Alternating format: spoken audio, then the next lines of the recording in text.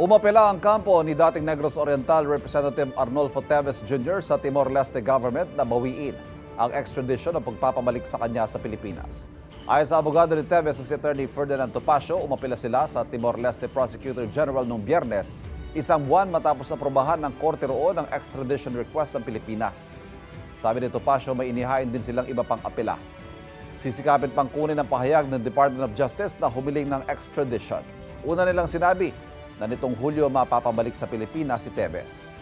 Si Teves ay tinuturong mastermind sa pagpatay kay nooy Negros Oriental Governor Roel Digamo at siyam na iba pa noong March 4, 2023. Dati na niyang itinanggi ang mga akusasyon. Kapuso, para laging una ka sa mga balita, bisitahin at mag-subscribe sa GMA Integrated News sa YouTube. Sa mga kapuso abroad, samahan niyo kami sa GMA Pinoy TV at sa www.gmanews.tv.